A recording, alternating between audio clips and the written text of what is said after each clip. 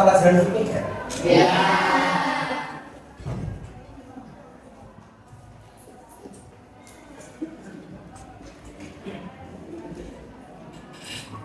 Oke, bismillahirrahmanirrahim. Assalamualaikum warahmatullahi wabarakatuh. Waalaikumsalam warahmatullahi wabarakatuh. Selamat siang anak-anak. Siang.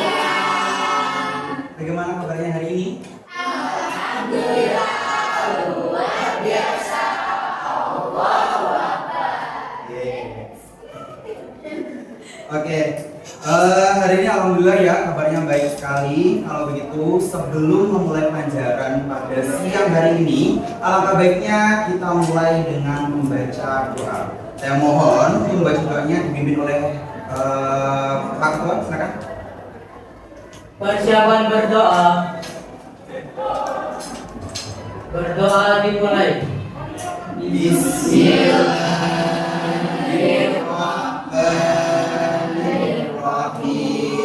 Raditu billahi rabban wa bil Islam dinan wa bi Muhammadin nabiyyan wa rasulan. Rabbi zidni ilman warzuqni fahman waj'alni min ibadikas sholihin. Oke, sebelum memulai pembelajaran seperti biasa Pak Amir ingin mengecek daftar pelajaran itu ya. Nanti silakan nama yang saya panggil untuk bisa mengangkat tangan. Paham? Ahmad Haris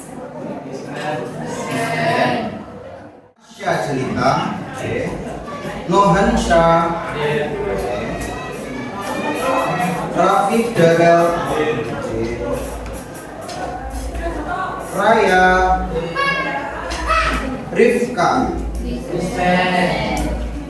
Safira Natasha, Salvera, Siti Abila, Zahira Nashwa, Zahra Aulia, Zahra Salsabila, sama yang terakhir Zarwa. Banyak sekali yang dispen ya anak-anak ya? Iya. Oke. Sebelum pembelajaran dimulai, alangkah baiknya kita cek kelengkapan dulu. Silakan semua anak-anak bisa berdiri. Ya. Silakan dilihat samping kanan kirinya, apakah sudah siap?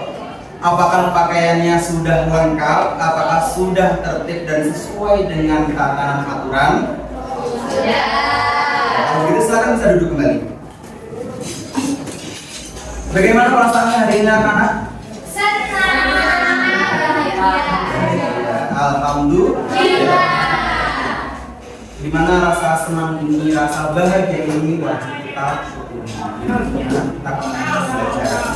Dimana pembelajaran kali ini masih tentang materi sebelumnya, yakni berkaitan dengan fikih muamalah. Ada yang tahu materi sebelumnya tentang apa? Ya, apa? Tentang riba. Sebelumnya lagi kita membahas tentang wakalah atau ekonomi perserikatan. Ada berapa ekonomi perserikatan kemarin? Ada yang musakoh, muzaroah, mukobaro, itu kan ekonomi perserikatan. Oke. Terus selanjutnya ya anak-anak ya, di sini Bapak akan paparkan tentang tujuan pembelajaran pada kali ini yang pasti masih berkaitan dengan sebelumnya. Yang pertama itu Bapak akan menjelaskan dan juga mengklasifikasikan di mana nanti peserta didik atau anak-anak sekalian itu mampu untuk mendistribusikan pengertian riba, bank dan juga asuransi. Kemudian dapat juga peserta didik itu mampu menganalisis dan juga membedakan antara riba, bank dan juga asuransi. Untuk poin yang ketiga, tujuan pembelajaran yang kali ini yakni mengevaluasi dan juga mengargumentasikan Jadi nanti Pak Amir minta kepada anak-anak sekalian untuk bisa membentuk suatu kelompok. Nanti bisa didiskusikan bareng-bareng. Akan ada beberapa permasalahan yang akan saya berikan. Nanti bisa didiskusikan terlebih dahulu, kemudian bisa maju satu-satu untuk presentasi. Paham ya? Dan yang terakhir nanti tugas kalian yakni menyajikan dan juga merumuskan itu tadi. Jadi setelah kalian berdiskusi, sudah ketemu akar permasalahannya, bisa nanti masing-masing kelompok perwakilan saja bisa maju untuk menjadi juru bicara dan juga mempresentasikan hasil diskusi bersama-sama dengan kelompoknya. Paham ya? Mengenai materi riba, bank dan juga asuransi. Sebelum kita hari ini belajar berbasis masalah atau nama model pembelajarannya yaitu problem based learning, yaitu pembelajaran yang based atau berbasis dengan masalah. Sebelum nanti berbagai macam masalah atau kasus nanti saya berikan, lebih baik kita bahas terlebih dahulu secara singkatnya saja. Jadi untuk muamalah kupas tuntas mengenai riba, bank dan asuransi, kemarin Pak Amir sudah menyinggung pada waktu pembelajaran terakhir kemarin tentang riba. Apa yang kalian ketahui tentang riba? Tambahan. Riba adalah tambahan atau bunga. Jadi sesuatu tambahan yang tidak ada di kesepakatan awal ataupun ada, akan tapi itu menyebabkan kerugian salah satu pihak dan juga menyebabkan keuntungan di pihak lainnya, itu namanya riba. Jadi kemarin sudah saya jelaskan, sudah pasti kalau riba itu hukumnya haram ya. Untuk dalilnya itu sesuai dengan jual beli, wa Allahul bai'a wa harrama riba. Jadi Allah Subhanahu wa taala itu menghalalkan yang namanya jual beli dan mengharamkan yang namanya riba. Kemarin Pak Amir sempat singgung mengenai beberapa jenis utama dalam riba. Di sini Pak Amir sebutkan empat saja yang penting, karena yang satunya ini sering juga di kehidupan sehari-hari. Kemarin ada yang namanya riba fadl, ada juga tentang riba nasi'ah, riba qard dan juga riba ya. Ayo, siapa di sini yang bisa menjelaskan salah satu di antaranya? Ada yang bisa? Ya, pengertiannya dulu mungkin siapa yang bisa? Ayo coba angkat tangan aja, gak usah maju. Ya, silakan. Ya. Untuk riba satu bukan menukar antara dua barang dengan ukuran tidak sama. Iya benar. Jadi riba fadl ini adalah menentukan atau menukarkan barangnya itu sejenis. Barang dunia yang ribawi, emas dengan emas, perak dengan perak, uang dengan uang dan sebagainya. Barang-barang ribawi. Uang dengan uang itu kan sejenis, akan tapi yang ditukarkan itu nominalnya berbeda. Begitu juga kalau nominalnya beda, akan tapi sifat barangnya beda, itu juga masih termasuk dalam riba. Saya tukar uang 100.000 utuh kepada 100.000 yang pecah, tapi yang saya dapatkan hanya 95. Itu berarti sudah termasuk riba. Kemudian yang selanjutnya ada riba nasi'ah, siapa yang tahu? Ya silakan Raya. Riba nasi'ah adalah mengambil keuntungan karena adanya keterlambatan waktu pembayaran pada barang sejenis atau tidak sejenis. Iya benar. Jadi riba nasi'ah ini seperti gambarnya ini ya, ada gambar waktu. Jadi suatu jual beli yang sudah dibayarkan di awal, tapi barangnya tidak kunjung diantarkan. Saya beli emas, harga saat ini juga saya beli 1 gramnya misalkan 1 juta. Akan tetapi penjualnya sangat licik, memberikan kepada saya pada saat harga emas lagi turun. Jadi seperti ini, menunggu harga barangnya turun baru diberikan kepada saya. Jadi seperti itu. Itu berarti termasuk riba nasi'ah. Kemudian yang kemarin ini yang paling terkenal juga yang namanya riba qard. Riba qard siapa yang bisa? Siapa yang tahu? Coba yang cewek. Iya, silakan yang cewek.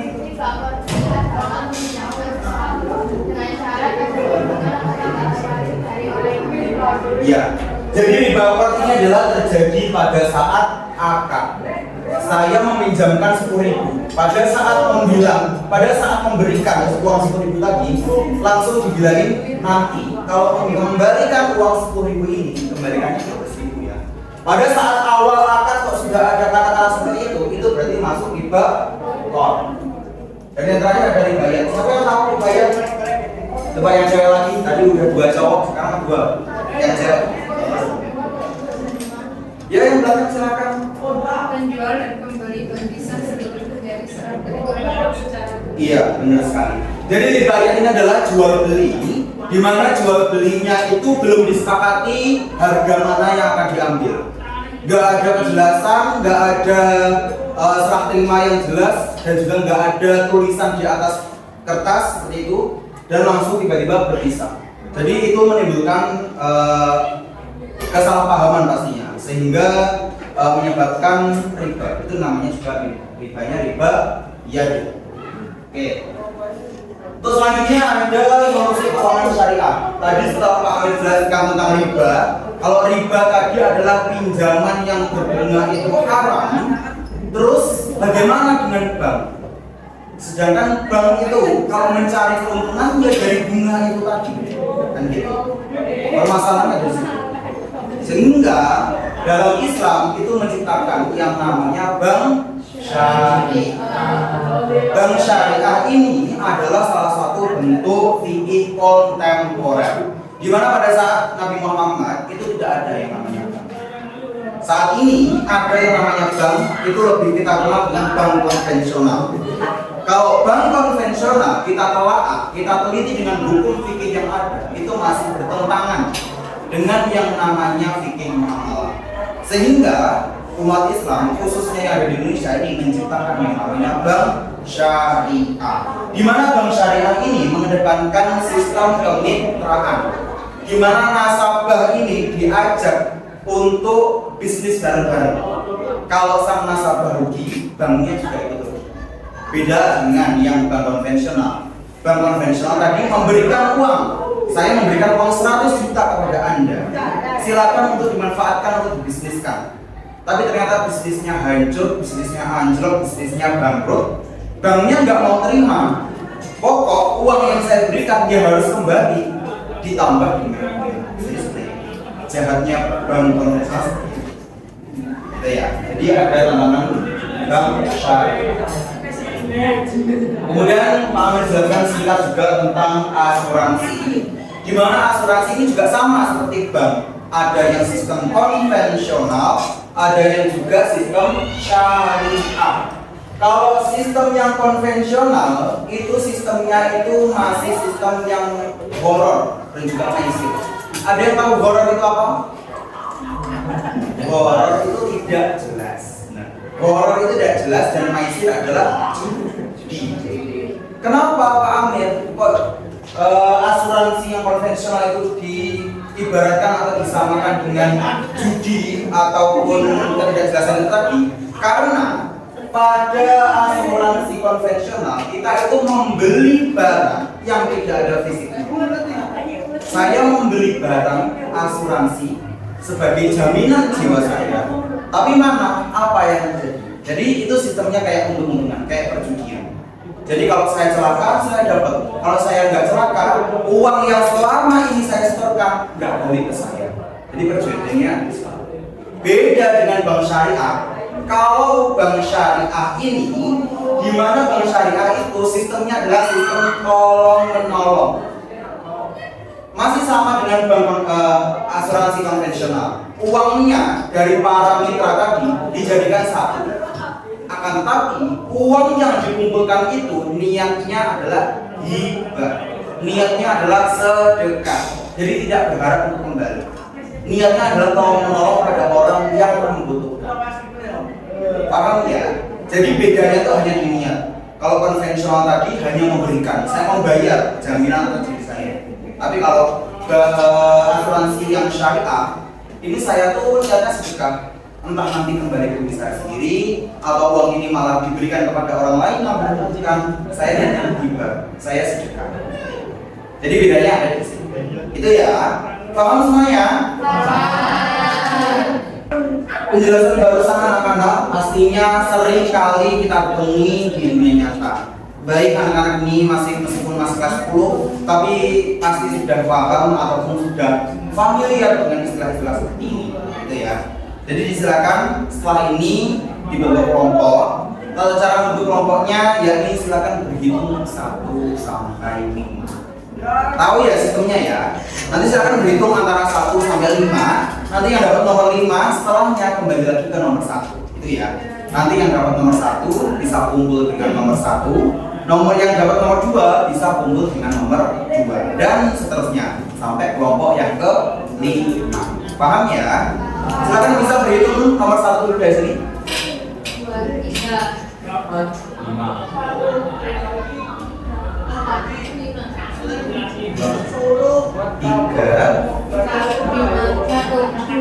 Ya, silakan untuk yang 1 dapat di sini bisa langsung maju ya. 1, 2, 3, 4 dan yang paling belakang nanti yang 5. Silakan.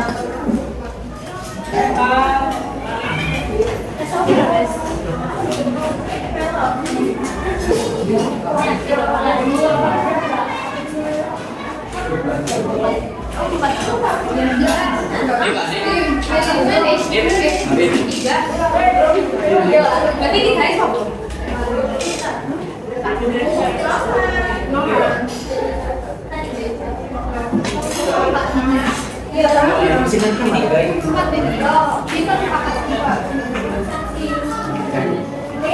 Nomor 1 nomor sebelah sini.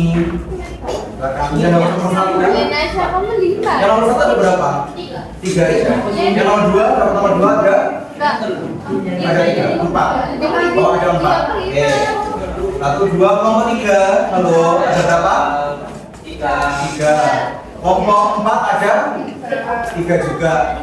Yang kelompok 5 ada berapa anak? 5. Dapat 2, 3 ya. Silakan, nggak apa-apa, bisa masuk. Oke, jadi anak-anak nanti setelah ini akan Bapak kasihkan LKPD, di mana LKPD ini berisi tentang studi kasus. Hal-hal yang sangat sering sekali terjadi di kehidupan kita yang masih berkaitan tentang riba, bank dan juga asuransi ya. Dimana nanti setiap satu kelompok dengan kelompok lainnya itu kasusnya berbeda ya. Jadi silakan nanti bisa didiskusikan dulu kepada teman-teman yang satu kelompok dan juga dijawab. Ada 3 soal saja di sini, silakan dijawab nanti sebisanya aja menggunakan perangkat yang ada. Kalau nanti ada kebingungan ataupun masih tidak bisa menjawab, bisa maju tanya ke Pak Amir itu ya. Silakan. Kelompok 1, kelompok 2, kelompok 3,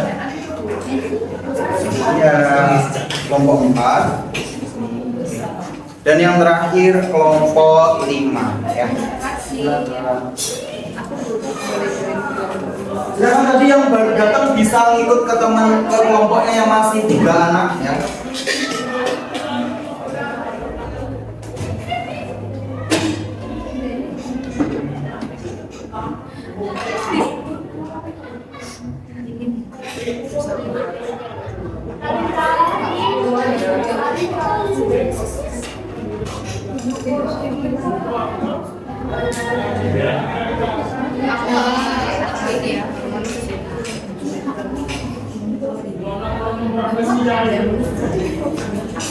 Jadi sehat ya.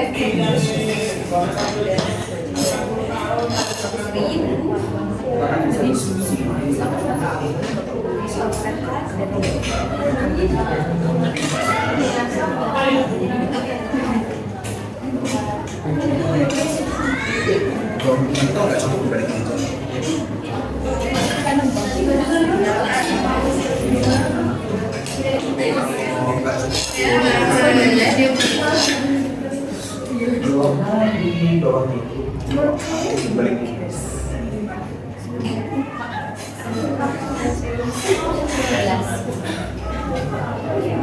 Silakan dibaca kasusnya. Kalau ada kata-kata di dalam kasusnya yang kayak ini, istilah-istilah yang masih dibingungkan bisa ditanyakan, gitu ya.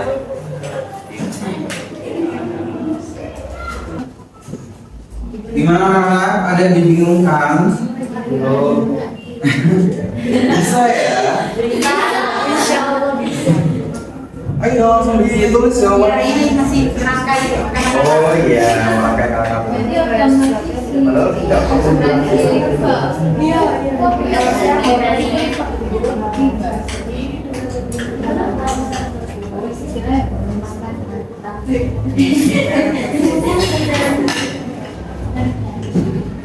Iya, ini apa?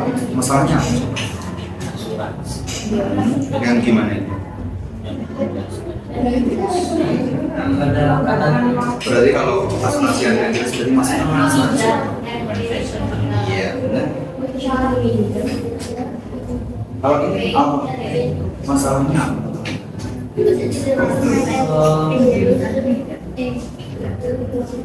Coba jelaskan dengan bahasa kalian yang lebih mudah. jadi Asia punya gelang emas gelang emas 22 karat yang udah usaha. Terus dia menunggak ke toko emas, tapi dengan kualitas yang lebih tinggi 24 karat. Nah, toko emasnya saya tapi dengan syarat dengan tambahan 500.000 sebagai peleburan dan percepatan pelunasan.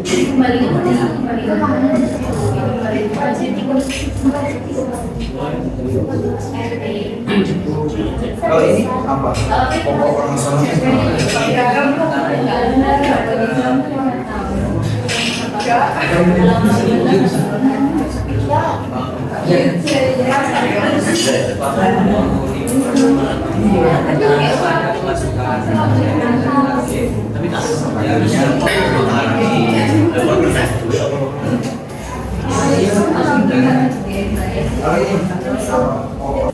Lanjut kelompok yang kedua, silakan. Assalamualaikum warahmatullahi wabarakatuh. Waalaikumsalam warahmatullahi wabarakatuh. Saya Lila Prabasana Sofian dari kelompok 2. Kasusnya adalah menggugat kepastian masa depan. Pak Amir mendaftarkan asuransi pendidikan konvensional untuk anaknya. Ia membayar premi bulanan dengan kepastian bahwa perusahaan asuransi akan membayar biaya masuk universitas anaknya kelak senilai 100 miliar. 1 juta. 100 juta. Jika Pak Amir meninggal dunia sebelum anak tersebut masuk kuliah, perusahaan tetap akan mencairkan dananya. Namun, setelah 4 tahun membayar premi, Pak Amir mengalami kebangkrutan dan membatalkan polisnya. Ternyata perusahaan hanya mengembalikan 40% dari total uang yang telah ia setor dengan alasan biaya administrasi dan risiko asuransi. Pertanyaannya adalah, Yusuf Qaradawi dan kelompok ulama yang mengharapkan asuransi menyebutkan adanya unsur maisir, judi dan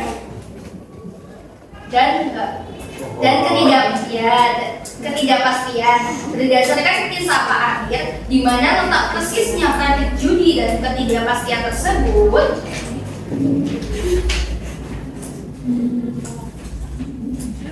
Letak unsur judinya itu muncul dari skema untung-untungan. Jadi jika Pak Amir meninggal dunia, ahli waris tetap mendapatkan uang senilai 100 juta meskipun premi yang dibayar itu baru sedikit. Namun dalam kasus ini, saat Pak Amir berhenti di tengah jalan, perusahaan mengambil 60% dana sebagai keuntungan sepihak. Adanya pihak yang dirugikan demi keuntungan pihak lain, inilah yang inti dari maisir atau judi.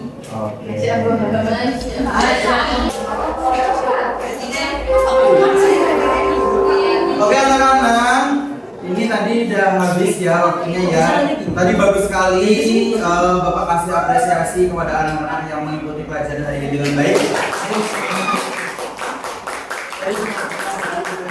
Pertanyaannya juga, presentasinya juga sudah bagus, tapi sayang sekali sudah bel, jadi kita cukupkan pelajaran hari ini. Intinya pada hari ini kita belajar tentang apa saja hari ini? Dan juga tadi ada untuk asuransi dan bank itu ada yang namanya syariah dan juga ya, benar sekali. Jadi itu tadi materi yang Bapak sampaikan, intinya dipahami ya. Tadi telah disampaikan juga beberapa materi tentang riba, asuransi maupun bank, baik bank syariah maupun bank konvensional. Jadi Bapak harap dengan pemaparan materi tersebut anak-anak bisa paham, bisa tahu, bisa memilah dan juga memilih nanti kedepannya bakal melakukan transaksi di bank mana ataupun di asuransi. Itu ya. Untuk selanjutnya, pertemuan selanjutnya akan Bapak bahas lagi untuk review materi seputar ini dan juga akan membahas materi selanjutnya yaitu tentang jual beli online. Itu ya. Sekian dari Pak Amir, kita ucapkan alhamdulillah bersama-sama.